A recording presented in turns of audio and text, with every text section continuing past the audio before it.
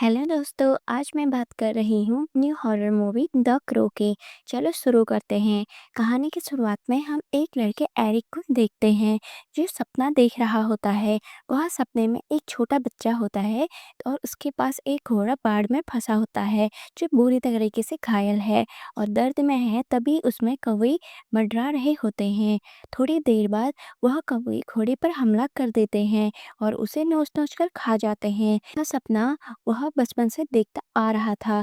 यह उसे हमेशा डराती रही। इसके बाद हम एक लड़की शैली को देखते हैं जिसका पीछा मास्टर विसेंट के आदमी कर रहे हैं। उसकी दोस्त उसे खतरे के बारे में बताती है जिसे सुनकर शैल डर जाती है जैसे कि उसने कोई गलती कर दी हो।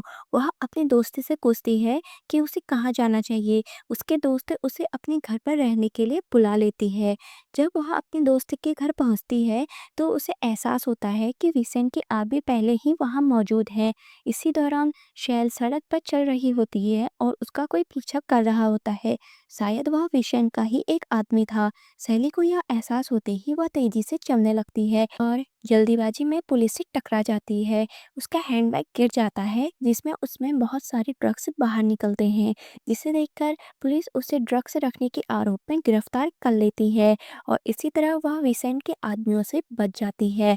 जेल के अंदर हमें फिर एरिक से मिलवाया जाता है जो पहले से ही ड्रग्स से जुड़े अपराधों में गिरफ्तार हो चुका था। यहाँ एरिक पहली बार शैली को देखता है और उसे जेल में लाया जाता है। पर हमें मास्टर विसेंट से मिलवाया जाता है। उसने सैल की दोस्त को पकड़ रखा है और शैली को उसके ठिकाने के बारे में पूछताछ करता है, लेकिन शैली के दोस्त के घर पहुंचने से पहले ही उसे गिरफ्तार कर लिया था।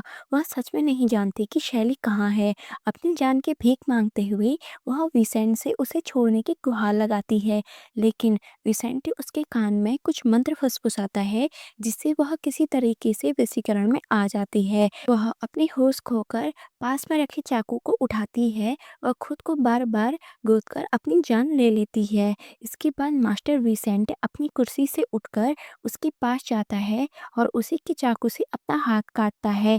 अपना खून लड़की के खून के ऊपर रखता है। यह प्रक्रिया उसे किसी प्रकार की शक्ति प्रदान करती है। असल में ये शक्ति क्या थी, ये तो हमें आगे मूवी पे पता चलेगा।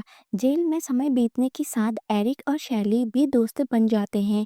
दोनों पहली बार खाना खाने समय मिलते हैं और फिर धीरे धीरे शैली एरिक के कमरे में समय बिताने लगती है। शैली एरिक को ड्राइंग्स को नोटिस करती है और उन पर बातचीत करती है। तभी एक अनाउंसमेंट होती है जिसमें शैली का नाम पुकारा जाता है और शैली काफी डर जाती है कि शैली को वहाँ कोई भी नहीं जानता था। वह डर से बाहर देखते हैं तो उनको वहाँ विसेंट के आदमी उनका इंतजार कर रहे थे।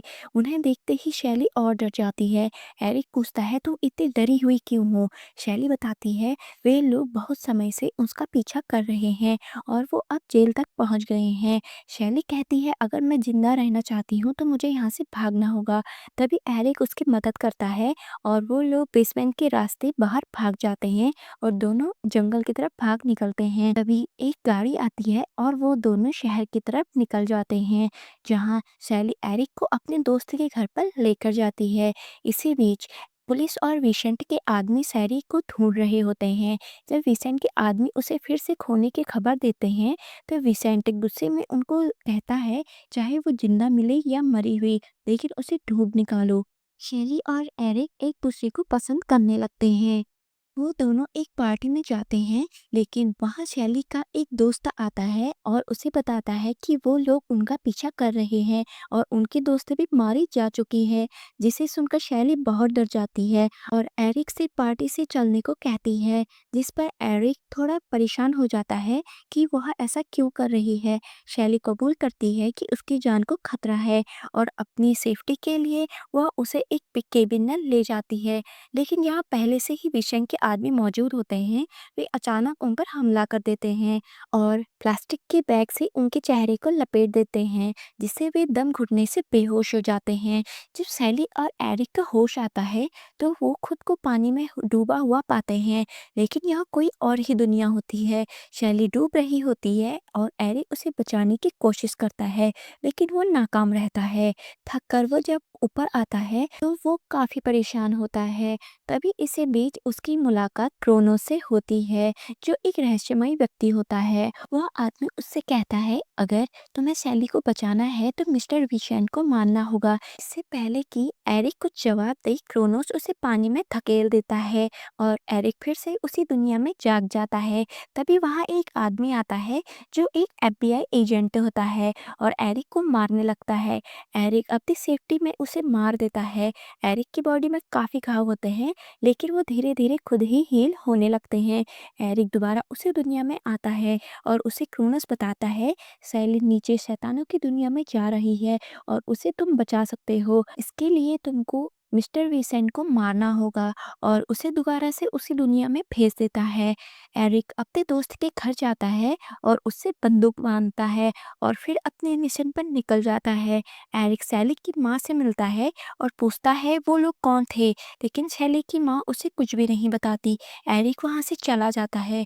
तभी उसे मिस्टर विशेंट के साथी मिलते हैं और एरिक उनको रोकने की कोशिश करता है और तभी वह उनकी गाड़ी के अंदर घुस जाता है और उनसे इंफॉर्मेशन निकालने की कोशिश करता है, लेकिन वो लोग उसे गाड़ी से नीचे फेंक देते हैं। तभी वह दूसरी गाड़ी से टकरा जाता है, लेकिन उसे वहाँ तब भी कुछ नहीं होता। मिस्टर विसेंटी सैली की माँ से मिलने जाता है और मिस्टर विसेंटी को पता होता है एरिक यहाँ आया था और उसे पता चलता है एरिक उसे मारना चाहता है, क्योंकि एरिक सैली से प्यार करता है और वो मिस्टर विजेंट को मारकर उसे वापस इस दुनिया में ला सकता है। मिस्टर विसेंट को काफी गुस्सा आता है और वो सैली की माँ के कान में कुछ मंत्र बोलता है और बाहर आ जाता है। मिस्टर विसेंटी के बाहर आते ही सैली की माँ कूदकर अपनी जान दे देती है। मिस्टर विसेंट अपने साथियों को कॉल करता है और कहता है उसे वापस भेजा गया है और उसके पास मौत से बचने की शक्तियाँ हैं, उसे मेरे पास लेकर आओ।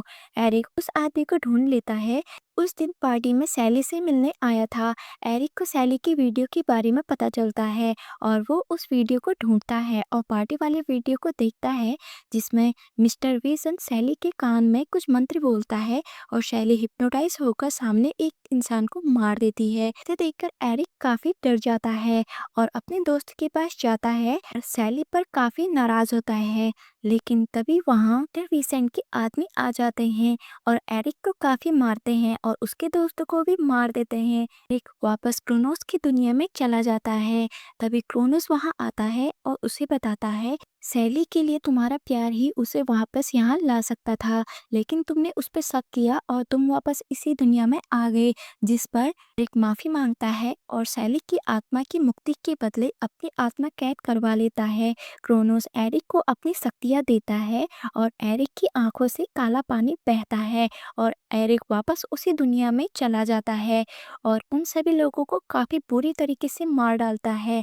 अब एरिक मिस्टर विसेंट की तलाश में चला जाता है, जो कि एक इवेंट में होता है। एरिक वहां पहुंचता है, धीरे धीरे सभी लोगों को मारने लगता है। सिक्योरिटी एरिक पे गोली चलाती है, लेकिन एरिक को कुछ नहीं होता। मौत का तांडव शुरू होता है और एरिक स्टेज की तरफ बढ़ता है। तभी एक लेडी मिस्टर विसेंट को इन्फॉर्म करती है कि वो यहाँ आ चुका है। तभी मिस्टर विसेंट उस लेडी को वहाँ अकेले छोड़कर चला जाता है। एरिक उस लेडी के पास जाता है और मिस्टर विसेंट के बारे में पूछता है। एरिक को पता चलता है वो अपने फार्म हाउस पर है और एरिक उस लड़की का गला काट कर स्टेज पर लाता है और लोग वहां से भागने लगते हैं। तभी हमें वहां शैली भी दिखाई देती है। एरिक वहां से मिस्टर विसेंट के फार्म हाउस पर जाता है। मिस्टर विसेंट एरिक को बेवकूफ़ बनाता है कि वो इंसान है और अपना ब्लड दिखाता है। फिर उसे उसकी पुरानी बातें याद दिलाकर कमजोर करने की कोशिश करता है और एरिक के सीने पर छुरी घुसा देता है और फिर अपने शैतानी मंत्र पढ़ने लगता है। एरिक को अपने पुराने दिन याद आते हैं और उसे शैली दिखाई देती है, जिसे देखकर वो वापस होश में आता है। जहाँ दूसरी तरफ मिस्टर विसेंट एरिक की शक्तियाँ हासिल करने की कोशिश करता है, लेकिन एरिक उसे मारकर अपने साथ क्रोनोस की दुनिया में लेकर जाता है और उसे वहीं मार देता है। मिस्टर विसेंट की मौत के साथ सैली की आत्मा मुक्त होती है और वो एरिक के पास वापस आती है। वो दोनों आखिरी बार एक दूसरे को गले लगाते हैं, क्योंकि एरिक इस दुनिया से वापस नहीं जा सकता था और एरिक हमेशा के लिए क्रोनोस की दुनिया में रह जाता है। और मूवी यही एंड होती है। बाय बाय फ्रेंड्स, मिलते हैं न्यू हॉरर मूवी के साथ। अगर आपको मूवी पसंद आई तो चैनल को सब्सक्राइब करना ना भूलें।